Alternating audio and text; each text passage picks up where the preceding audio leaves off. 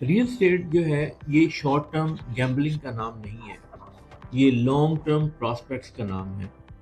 اگر آپ real estate میں انویسٹمنٹ کر رہے ہیں اور فائلیں خرید کے فائلیں بیچنے کا سوچ رہے ہیں اور راتوں رات امیر ہونے کی سوچ میں ہیں، تو شاید آپ ریئل اسٹیٹ بزنس کو گیمبلنگ سمجھ رہے ہیں، وچ از ناٹ ٹرو۔ اگر آپ ریئل اسٹیٹ کو ایک ویژنری انویسٹر کی نظر سے دیکھیں تو لوگ یہ دیکھ رہے ہوتے ہیں کہ آنے والے دنوں میں ڈیمانڈ سپلائی کیا ہوگی، گروتھ کس سیکٹرز میں جائے گی، کس ایریاز میں گروتھ آئے گی، کہاں پہ پاپولیشن کا جو ہے وہ ڈیمانڈ زیادہ آئے گی، کہاں پہ سکولز کالج یونیورسٹیز آ رہی ہیں، کہاں پہ نیا ایئرپورٹ آ رہا ہے، کہاں پہ باقی امینٹیز آ رہی ہیں۔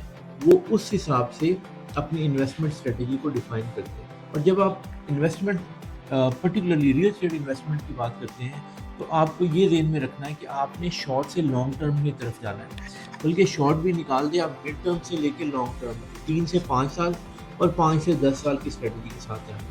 اگر آپ کوئی بھی پراپرٹی 6 مہینے سال کے لیے لے رہے ہیں تو میرا نہیں خیال کہ آپ 6 مہینے سال میں اتنا اچھا گین کر سکیں گے۔ آپ منیمم 3 to 5 ایئرس کا پلان رکھیں، کوئی بھی انویسٹمنٹ ہے، چاہے وہ پلاٹ ہے، چاہے گھر ہے، چاہے شاپ ہے، چاہے آفس ہے، آپ 3 to 5 ایئرس کی انویسٹمنٹ کریں اور اس میں آپ کو گین نظر آئے گا۔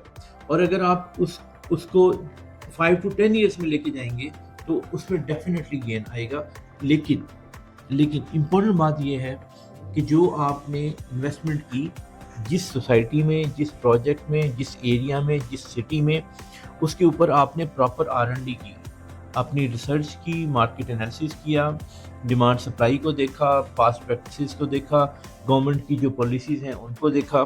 اس کے بعد جب آپ انویسٹمنٹ کرتے ہیں تو آپ کی جو انویسٹمنٹ ہے وہ لاس نہیں ہے، بلکہ وہ گروتھ فیکٹر میں جاتی ہے اور وہ آپ کو اچھا گین دیکھنے آتی ہے۔ اب سوال یہ ہوگا کہ ایک عام بندہ جو اپنے جاب میں، اپنے بزنس میں اتنا بزی ہے، وہ اتنا سارا انالیسس کب کرے گا؟